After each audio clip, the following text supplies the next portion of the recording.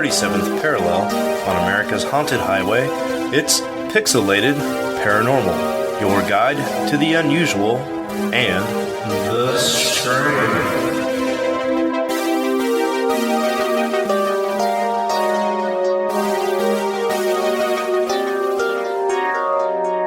What's up, everybody, and welcome back to Pixelated Paranormal, episode 122. That's Late Night, Volume 2. Draw me like one of your French aliens. Oh.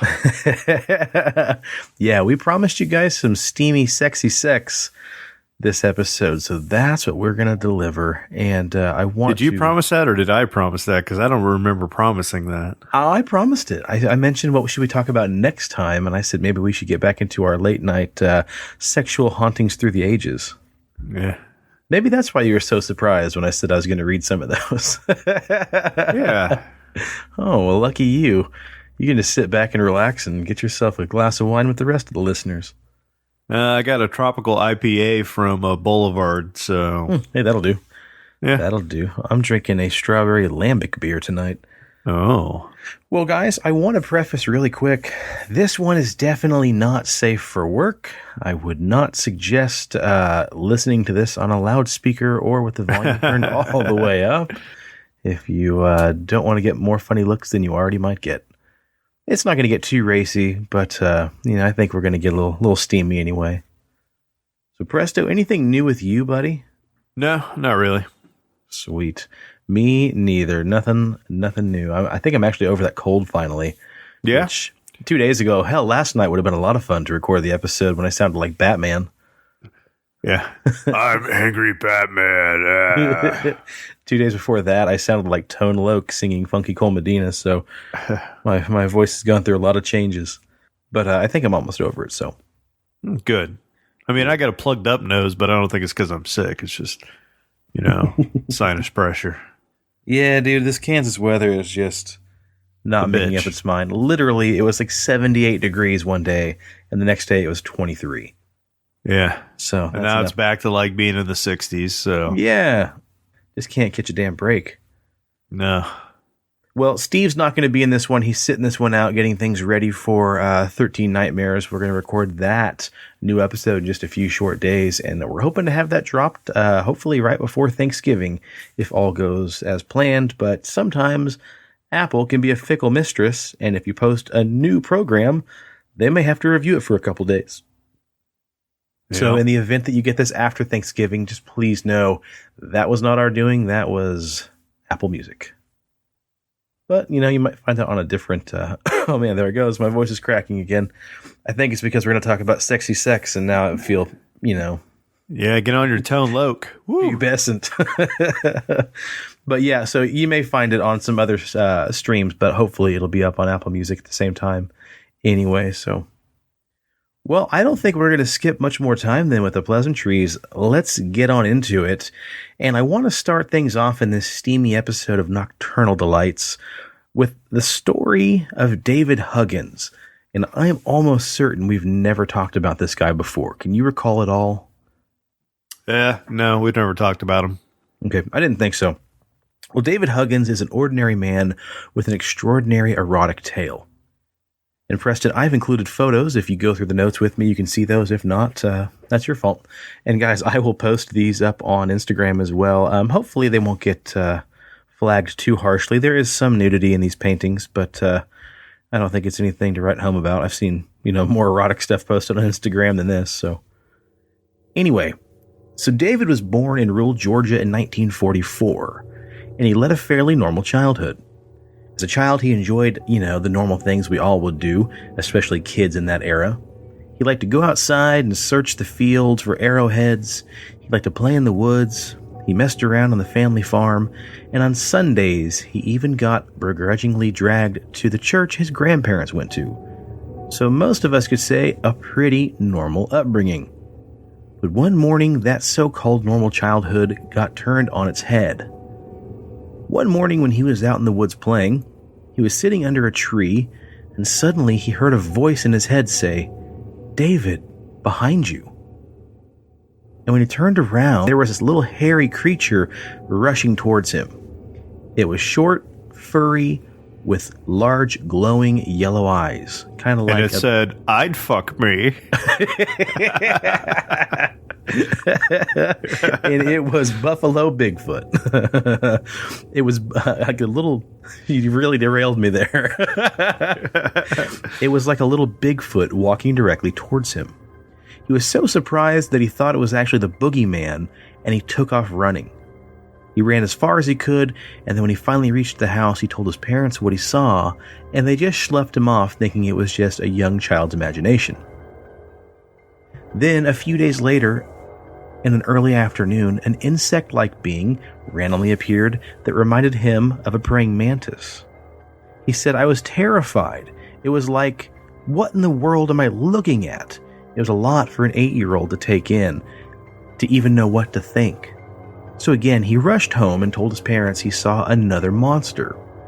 Now, like any good farm parents, they just beat the shit out of him for lying and making up fibs. So after a pretty decent spanking, he learned very quickly not to talk to his parents or his family about these strange creatures he was seeing along the farm and in the woods. So he went on living the rest of his childhood, being visited by these strange entities, while no one else on the farm would notice them. These encounters would go on to become just a normal staple in his growing up. But then things got a little racier. As he reached his later teen years, he left Georgia for New York in the mid-1960s to go to New York City's Art Students League. Not only did these strange beings follow him, but soon a new, sultrier creature would enter David's life. One afternoon in the mid-60s, as he was passing through a forested area on his way to the lake, he saw a strange woman sitting beneath a tree. As he approached the woman, he noticed she had very exotic features. She stood up and began to approach him. Unknowingly, David found himself really interested and very attracted to the woman. Without even thinking, he began walking closer to her. He describes her as looking very much like a human, with a nice curvy body, ample breasts, all except she had large, oily black eyes and a thin-lipped mouth, long, beautiful hair, and a very pointy chin. And along with her alien jugs, she also revealed to David her name. She was called Crescent. She stripped naked, as did David, and they laid down. She mounted him on the forest floor, and then boom, boom, boom, bang, bang, bang. Higgins lost his virginity that day, or so he claims. He says since that day, he's fathered approximately 60 hybrid alien children. While David considers it a love affair, the aliens were in complete control of his body during these sexual encounters, making him essentially their unwilling slave for breeding purposes. So nocturnal visits from Crescent became a routine, he says. My relationship with Crescent was warm and friendly. A little strange. What do I mean? Very strange. She was my girlfriend, really, but it was a very unconventional relationship. But oddly enough, she wasn't the only entity that visited David. He says that on many evenings, sometimes Crescent would appear at his window and let herself in. They'd get busy and do the deed. But other times, smaller gray entities would enter his room, and they'd just float him out through the window and up into their ship. There, he said things weren't quite as enjoyable. He said he'd have long nights full of orgies with multiple large-eyed, pointy, kite-shaped faced women. He said they'd also perform strange experiments on him, as well as inserting nasal probes into his head. He says his body would perform like a puppet. He'd just be having sex for what seemed like hours, over and over and over again, but was never in control. He says that on several occasions, he's been taken into a room and it was filled with babies, and he had to touch each and every one. He says the human touch was really important to these hybrid babies. He says the first time I touched one of the babies, static electricity jumped from my hand into the baby. This was right before I touched it. When I pulled back, shocked, I said to the insect being who was watching over the babies, "Wow, did you see that?" And he says what's strange here is while these aliens sound like your, traditional greys, it was the insect mantis aliens who were more than likely the caretakers of the hybrid babies. All 60 of his supposed alien babies. He goes on to say that the regular sex he continued to have with the extraterrestrials, as well as Crescent, whom he later referred to as the Cat Queen, was starting to cause tension within his human marriage as well, in which he also had 3 human children. But David also claims now that he's also the child of an alien mother. His mother is human, but also an alien who is 9 feet tall, with 8 fingers on each hand. He says she has human features with a kite-shaped face, huge eyes, and 2 tiny holes for a nose, along with a thin mouth. Since 1965, when he began to study oil painting and began using it as a form of self-therapy, he uses this to express his experiences through a brushstroke, throughout a series based on these memories. And I'll include some of these pictures here for you guys to look at on the Instagram. He says he developed this as an outlet for the experiences that he couldn't speak about to people around him. Though he did attend meetings of abductees in the 80s and the 90s, he stopped going to the meetings. He said the stories that were shared were too depressing for him. It's like a club that no one wants to belong to. He says he's also been visited by reptilians, and these reptiles are guilty as hell. They have apologized several times to me. They've said they're sorry for what they've done to our people. He says the mantises and the reptilians are the ones who are in charge. Today, 74-year-old Huggins lives a quiet life in Hoboken, New Jersey, still painting, still believing he's being visited by these alien acquaintances. And there's a very strange documentary out right now about David and his experiences called Love and Saucers by a filmmaker named Brad Abraham. We'll include some of these pictures here on the Instagram account, but you can see clearly here that there's everything from full frontal nude paintings of a Caucasian woman with an alien face. An alien snatch. Well, that looks very human to me, but, what do I know? There's pictures of what we're assuming to be David naked from the rear with a giant praying mantis in a strange room. There's paintings of him laying on a forest floor being ridden by a female alien woman. I mean, the list goes on and on. There's pictures of him in a bedroom with aliens opening his bedroom door. There's pictures of him sitting in a room holding various alien gray baby hybrids. And I mean tons and tons of other photos that he's painted that I haven't included in these notes, Preston, but I don't know. I'm very, very perplexed here and very interested in actually trying to find that documentary. I think it's like $4 right now if you rent it on YouTube. Yeah, I don't know. It's interesting to me about this guy because at 74, you've kind of got that mentality of, you ain't got a whole lot to lose at this point. But this guy is just very loud and very proud about what he says has supposedly happened. And I've watched countless interviews with him. The story's all the same. It's always his first encounter was in the forest, and she just stands up, walks over. He feels like he's, out of control, just walking like a robot. He lays down, she gets on, and just takes his ass to Pound Town. And and goes on to become his on again, off again intergalactic girlfriend. Wow. Yeah. Well, what you said is interesting is outside of, being sexy here, this is kind of similar to another person's story who also did a bunch of paintings based off of his experiences in space. Yeah, and I really fucked the alien on this one, like David, because I didn't really read that story that you sent me. Like I browsed through it real quick and saw that, he was painting his encounters with aliens. Yeah.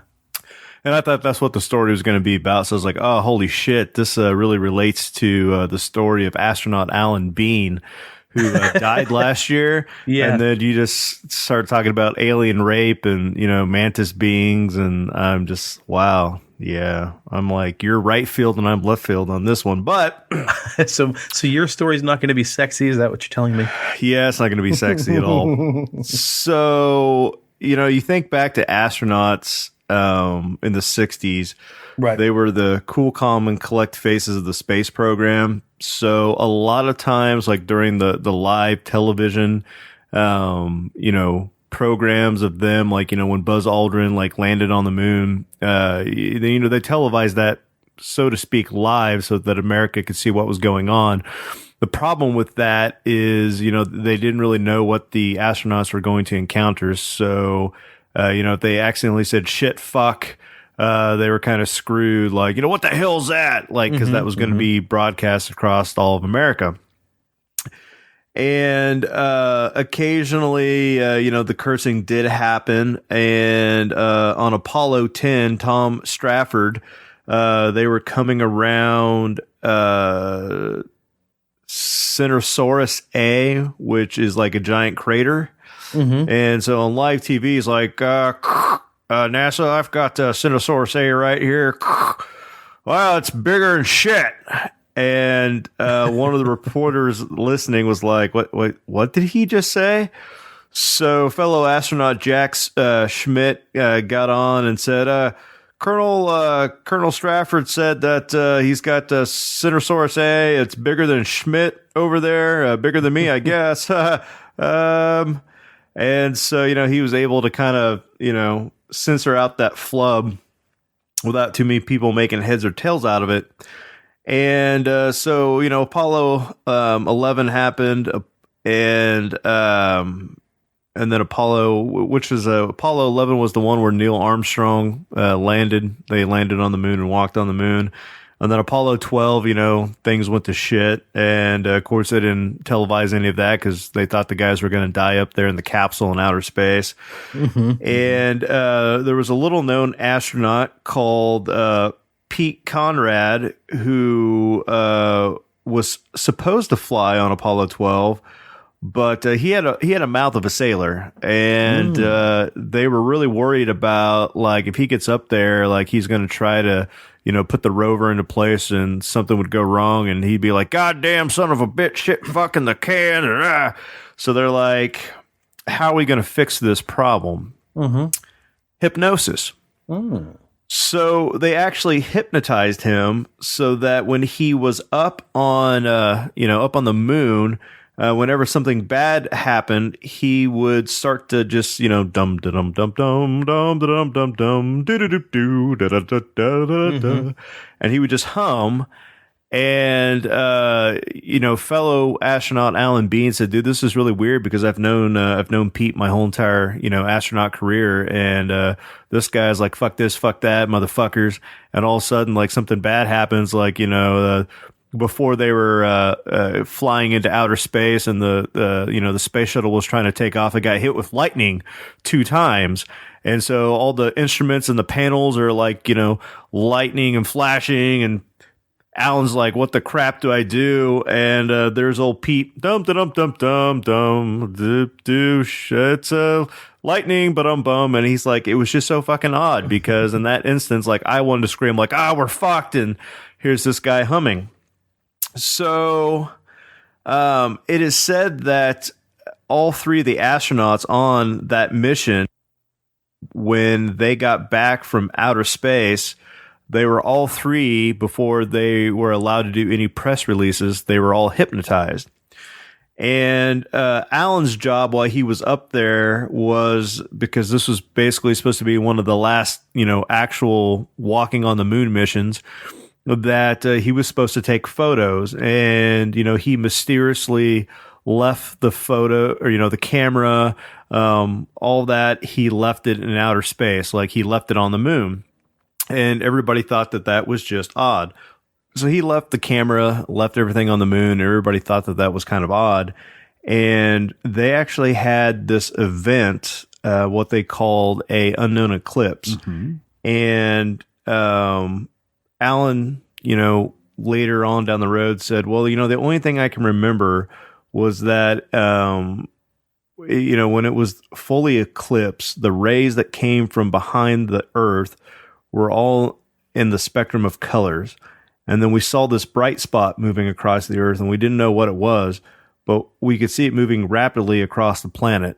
And then that's all he ever said. So basically they saw this object eclipsing the Earth, and it caused this, array of sunlight, like, rainbows and whatnot, almost like light passing through glass.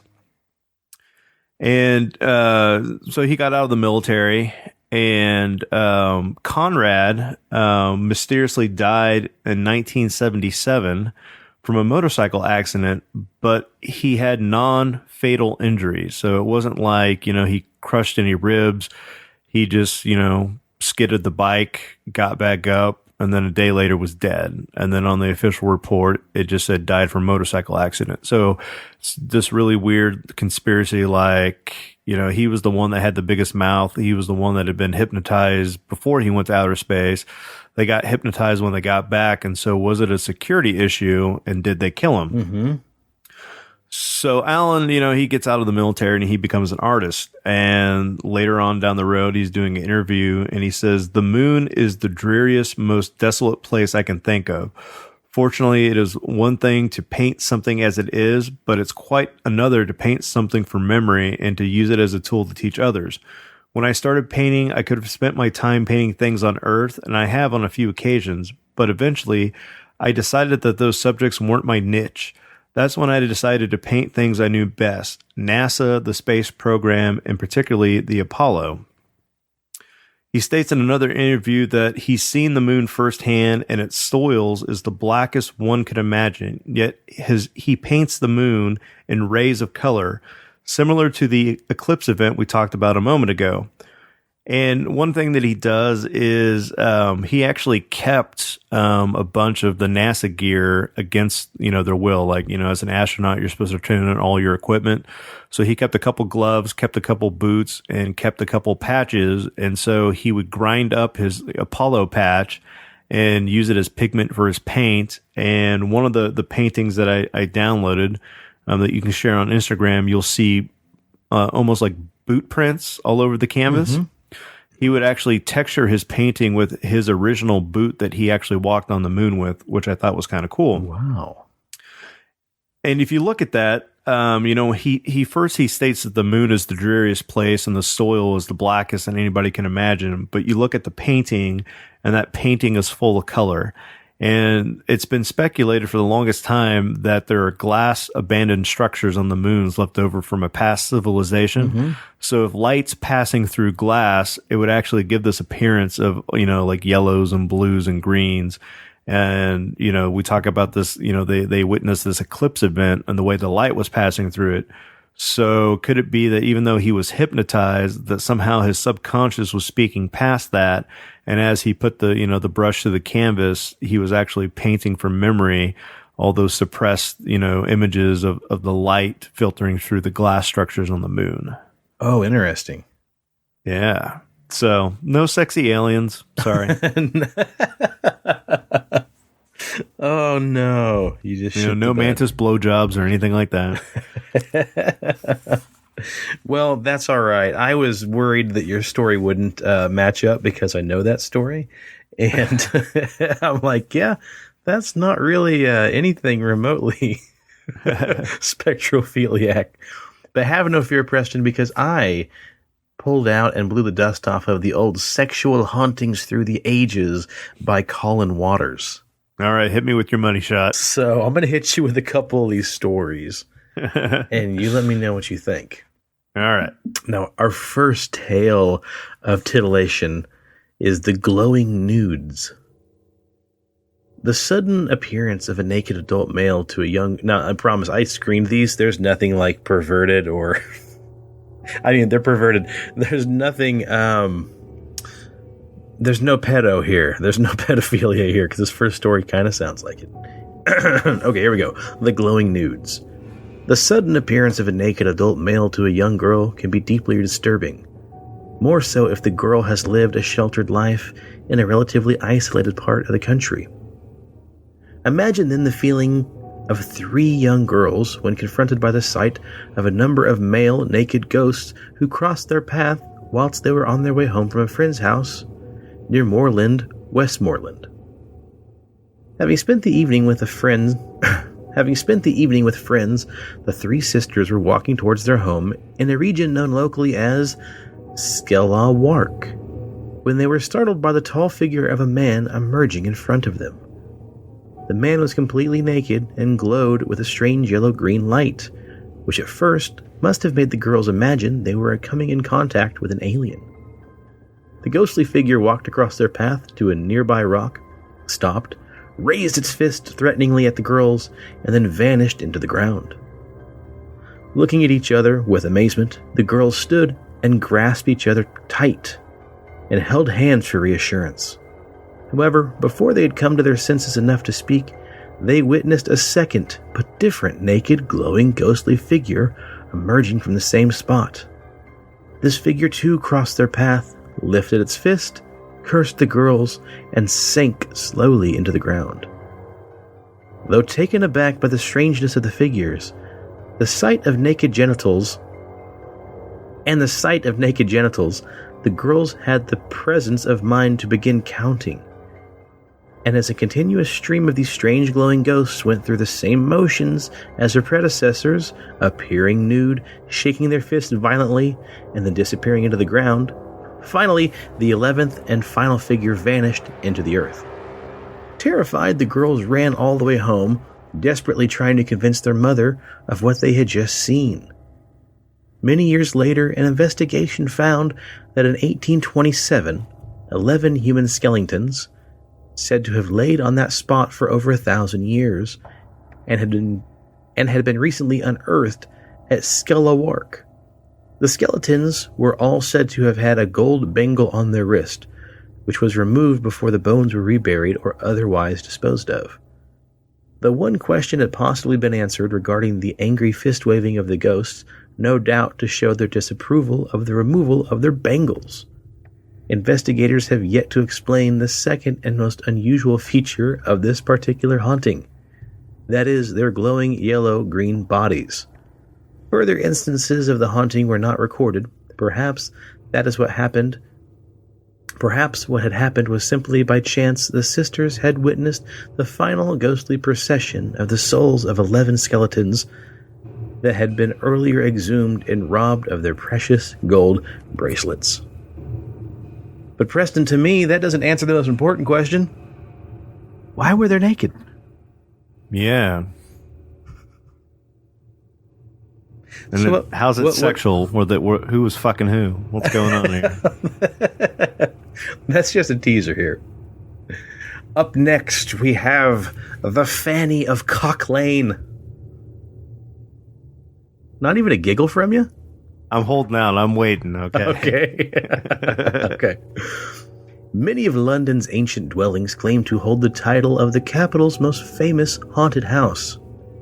This was the case with 20 Cock Lane, which was demolished in 1979. The building was believed to have been built not long after the Great Fire of London in 1666, and always suffered from poltergeist activity for as long as anybody could remember. Moving furniture, scratching noises, tappings at a window, and various bumps in the night became commonplace, and it's said that one of the building's tenants, a John Kent, would delight in the unnerving of his servants with ghostly stories of what had gone on in the house. Around the late 1750s, Kent employed a young house servant named Fanny, whose surname is not recorded. She was reputedly a simple, superstitious country girl who Kent found he could easily manipulate. She was extremely frightened by the noises and other phenomenon caused by the resident poltergeist. And before long, her employer had convinced her that he was able to communicate with the ghosts of the house. They could only be calmed, if he claimed, by sexual activity taking place within the walls of the building. Fanny was led to believe that Kent's wife was denying him conjugal rights, and it was this that was bringing on the paranormal activity. The naive girl was persuaded to engage in sexual activity with her employer, and before long, a passionate affair ensued. Time passed, and Fanny became bored with the relationship. However, the noises had strangely failed to manifest themselves during the time that she was having a sexual relationship with Kent. She continued to believe, rightly or wrongly, this was due to her love affair. Though she continued to join her employer in the bedroom, Fanny now found more and more excuses not to, and within a short time, Kent began to realize that his power over the servant girl was not as strong as he thought. Once more, he warned, "Fanny, the ghosts have communicated with me again, telling me they were becoming uneasy with the lack of sexual activity, and that if this did not increase, the knockings, bangings, and tappings would recommence." Furthermore, he warned, should this happen, then whoever is responsible will die shortly afterwards, making it quite plain to the servant girl that it was not he who was responsible for the lack of sexual activity in the house, but it was her. He insisted that to save her life, she should immediately resume their sexual relations at a more frequent rate. You don't touch my penis, the ghosts are going to get you. Right. What a fucking creep. Fanny was evidently not convinced by her employer's story, for she continued to visit him less and less in his bedchamber. It was only when the rappings and bumps began to occur once more, she became frightened, remembering that Kent had told her if she stopped, she might die. Confiding in a friend, she was advised to ignore the poltergeist activity, which she was told was probably the work of Kent himself, and she was to end the affair with him. But Fanny found her master would not easily accept the fact the relationship was over. He continued to pass on death threats which he claimed to have been made by the spirits of the house, and only agreed to end the relationship with Fanny when she threatened to tell his wife about everything that had gone on. Kent was then furious. "Be it as you wish," he told her, "but mark my words, young woman, you will be dead within 1 month." As strange as that may seem, Fanny died shortly afterwards. Rumors spread that Kent had been having an affair with the servant girl and had poisoned her with arsenic in order to stop the details of their affair from becoming public. The poltergeist activity continued, growing more and more intensely until finally Kent could not stand it any longer either, and finally moved out of the residence. The ghostly activity neither followed Kent nor ceased for the new owner of the house. Its new tenant, Elizabeth Parsons, began to suffer the disturbances almost from the day she moved in. Parsons also reveled in widely publicizing the activities of the resident poltergeist, and before long, the ghosts of Cock Lane had become something of a well-known mischievous activity throughout the city. The writer Samuel Johnson was among the many investigators who visited the house. Johnson did indeed become skeptical of Elizabeth Parsons' claims and declared her a fraudster, a claim that was taken up by the authorities, who took great pains to discover whether Elizabeth or her family could be the cause of the knockings and other activities. The investigation was long and thorough, even going to such extremes as binding the family's arms and legs and suspending furniture on ropes above the floor just to see if noises would still occur.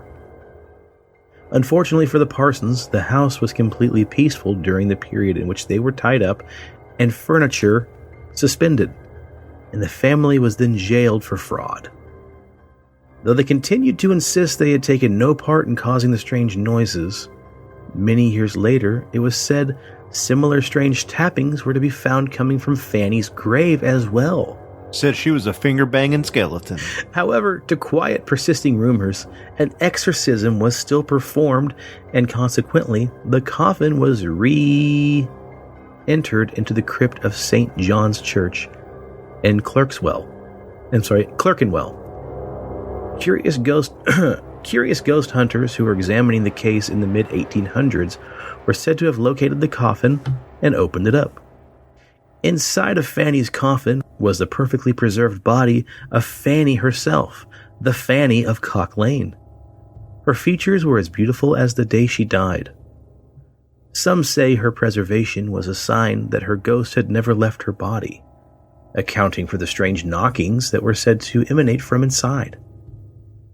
More skeptical observers argued that there was a scientific explanation for the preservation of Fanny's body. In the dawn of forensic science in the 1800s, it had been noted that the bodies of those who have died from arsenic poison did not rot the same way as ordinary bodies. Arsenic effectively preserved the corpse in a state of mummification. So could it be, then, that despite the obvious evidence of poltergeist activity, there was a more sinister earthly reason for the death of Fanny, the Fanny of Cock Lane? Or was the Fanny of Cock Lane indeed a phantom? So, Presto, what do you know about that? Arsenic poisoning and the possible mummification of a body. Does that sound at all familiar to you?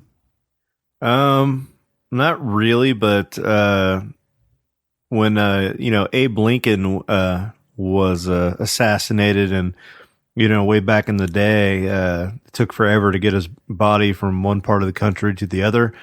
That the embalming process wasn't perfected yet, so they said that whatever they used on him preserved him so well that when somebody broke into his grave in the early 1900s, like, he looked pristine. So, maybe they use arsenic on old Honest Abe. Interesting, huh? Yeah. I think that's something that we should look into more and more and more. Yeah. I was looking here at an article called How Scientists Learn to Identify Poison Victims. But it is indeed too long for me to read through to figure out if there's anything in here important.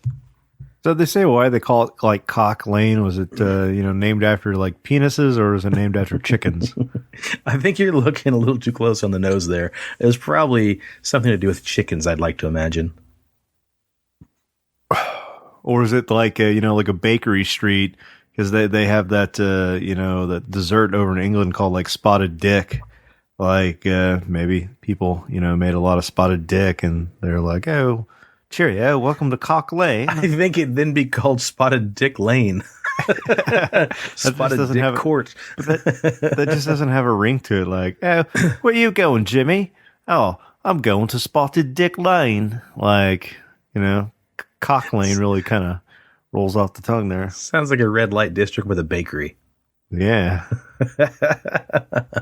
I'm going down the old Cock Lane to see my Fanny. Do you know what I'm saying, mate? Oh, no. Finger banging a ghost and touching myself. Well, cheerio. It's funny you say that, finger banging ghost, because I'm going to tell you next about the Phantom Groper of Boyley Rectory. Now, it's a side note here. Borley Rectory is said to be one of the most famous haunted locations in England. In 1939, the rambling Victorian mansion of Borley Rectory in Essex was burnt to the ground. With its destruction went the legend of what is thought to be England's most haunted house. Many tales were told of the strange goings-ons inside the building. A ghost of an angry old man in a top hat would slap the face of the daughter of the rector, Reverend Henry Dawson Bull, whilst she slept at night. Poltergeist would throw items across the room. Pebbles, keys, even medals were said to have been scattered throughout the air for no apparent reason. Fires would start mysteriously in the oddest of places, and ghostly footsteps were heard both day and night.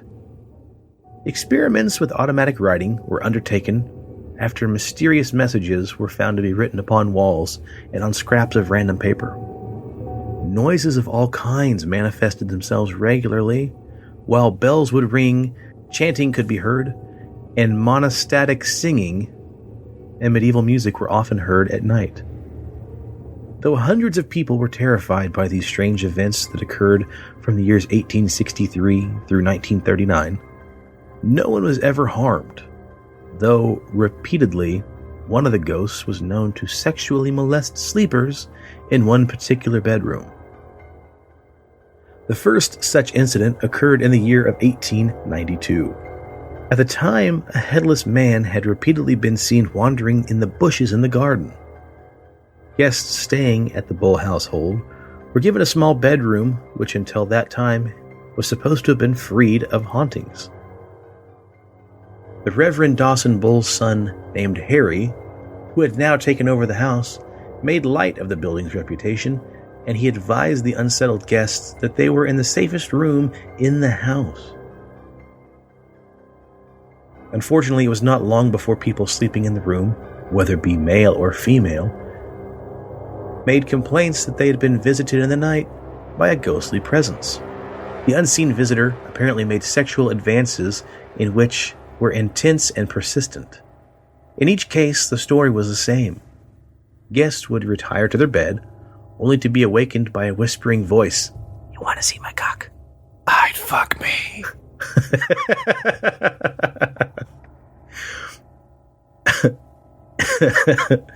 As they struggled to light the candle, the flame would be mysteriously blown out, and the whispering would stop. Later in the night, the covers of the bed would be lifted, and a ghostly hand would caress their legs and genitals.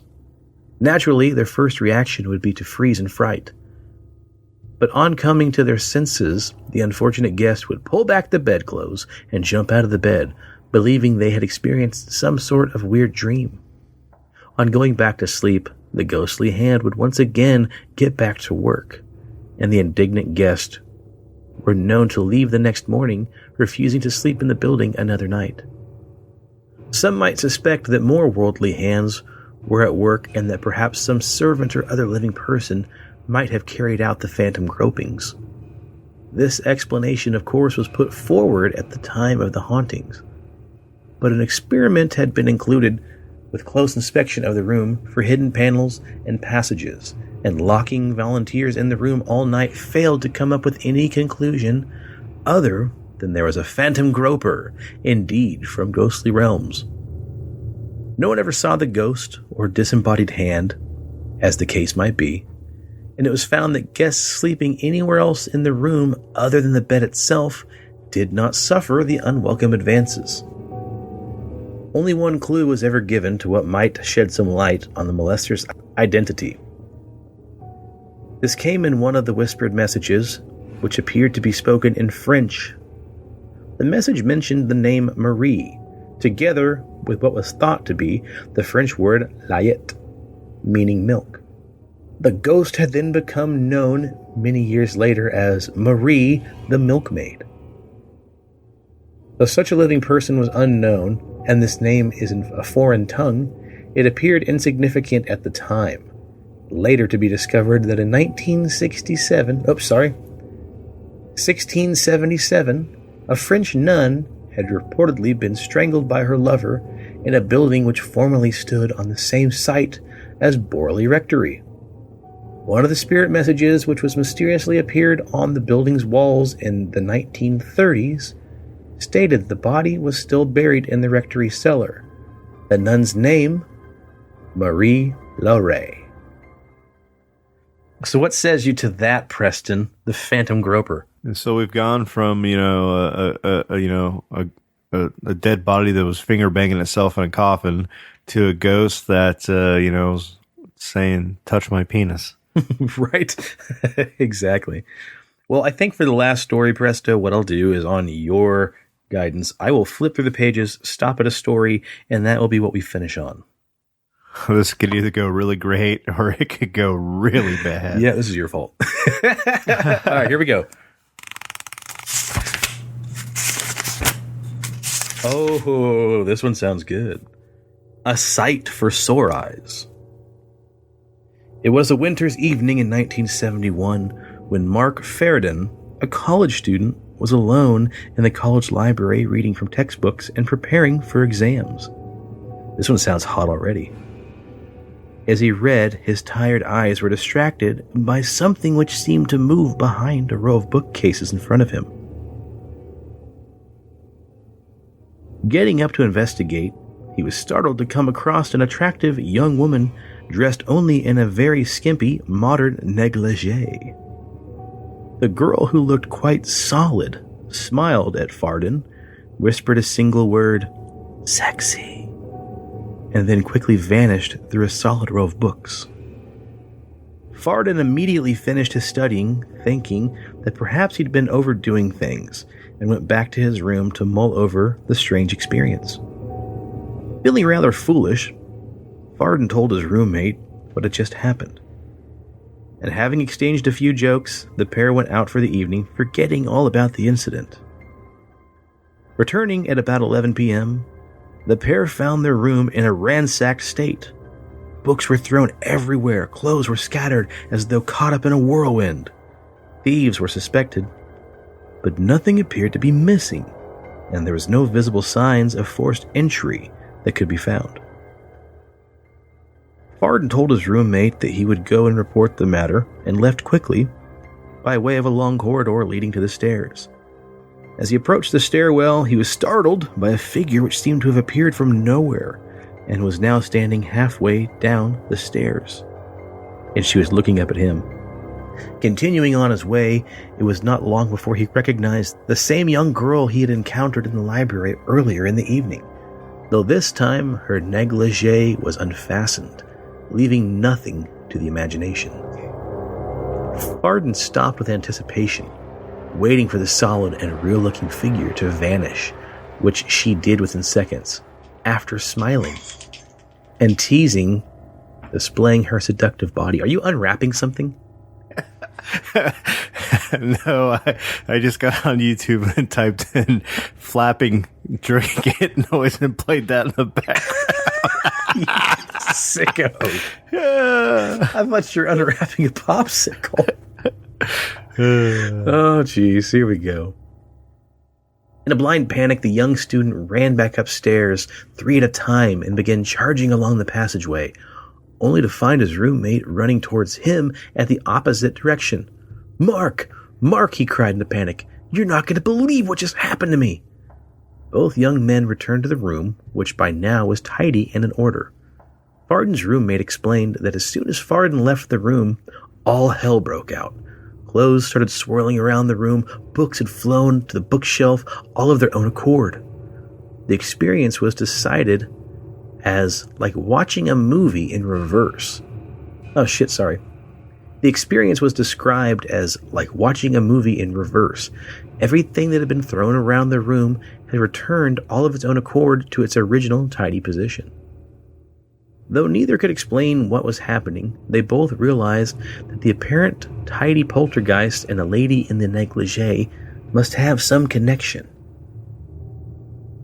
Over the next few days, they began tracing the history of their room to try to find records of either a student committing suicide there or any other similar stories which might have relevance to the strange event.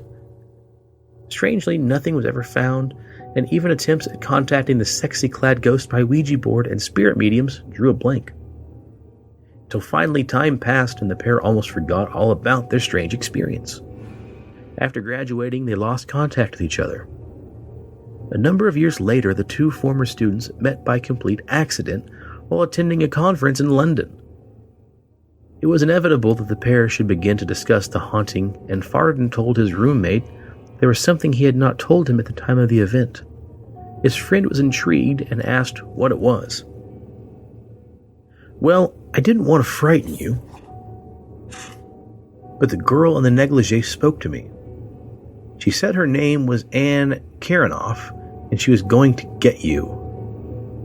The former roommate looked shocked and turned white. Varden tried to reassure him, "Well, don't worry, she would have got you by now if she's going to get you at all." His friend smiled and recomposed himself, saying that he would like to introduce Varden to his wife, who had just entered the room. "I think you may have met before." Looking at the woman, Varden said that he did not recognize her and thought the previous meeting was rather unlikely. Standing up to greet the woman, his friend made the introduction. "I'd like to introduce you to my wife, Anne. I think you ought to know. Her maiden name was Karenoff. She got me after all." Varden didn't recognize the woman. She was not the same figure he had seen in the negligee, nor, it transpired, had Varden's friend's wife had any psychic or ghostly experiences which could have shed light on the strange coincidence. The friends kept in touch, and to this day have suffered no ill effects from the sexy ghost or used the same uncommon name. Nor had they ever solved the mystery of the poltergeist activity which occurred at the same time Varden's second sight of the attractive young ghost. Ooh. That was kind of a letdown. Oh, you think so? I mean, he didn't even get to see like some ghost titties. Like, you know, lingerie was just kind of slowly falling down, and then she like disappeared. Like, she at least could have gave him a show, you know. Poor guy. Well, buddy, I think that's enough sexiness for one night. Oh man. There's not a dry seat in the house. So check out our friend Mark's podcast, his solo show, Pixelated Sausage. Check out his video game series of videos, Attack the Backlog. Preston, what is my most favorite race car podcast ever? Sports Cars Unleashed, where if you're not first, you're last. That is the one. All right, guys, I do want to also mention the Patreon here. We do have a slot opened up here called Paranormal Nightmares for $1 a month. If you're a fan of either show, because 13 Nightmares will start soon, and you want to show a little love, you could for $1 a month.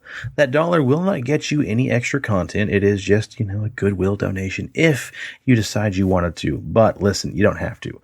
We don't want you to if you can't. We don't expect you to. So we still think you're great. We still think you're awesome. And again, that $1 would not get you any content you normally would not get. But you know what? All podcasts have a Patreon, and it does go towards good use.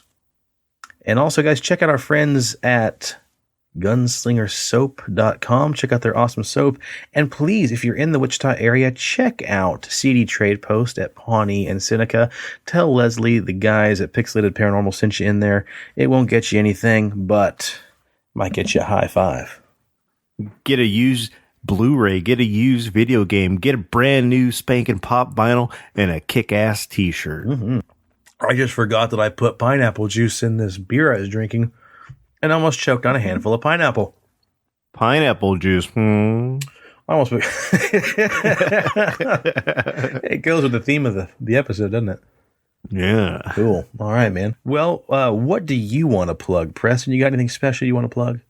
Yeah, listen, as always, if you need a beard, if you want a beard, if you want to grow a beard that will get you down to Pound Town with an alien with a face shaped like a kite, check out BigDobsBeardBomb.com and use promo code PXLPARA for 20% off your order, and use that code to get sexy scents like bay rum, sweet tobacco, fresh citrus, classic Dundee cedar, mint. Oh my. Your face will just be luscious, smelling good, and yeah. Yeah. All right. Well, I think that about does it. Preston, anything else you want to announce? No. Cool. Me neither. Man, this episode is going to be fun. Man. This episode's going to be fun to edit. I get these coughing fits. They always say it goes down smoother when it tastes like pineapple, but apparently you're proving that wrong. I hope it does, because what I experienced is anything but. Cool. All right, guys. Well, thank you so much for listening. Hopefully we didn't make things too steamy wherever you're listening. These stories were not as titillating as I thought they might be.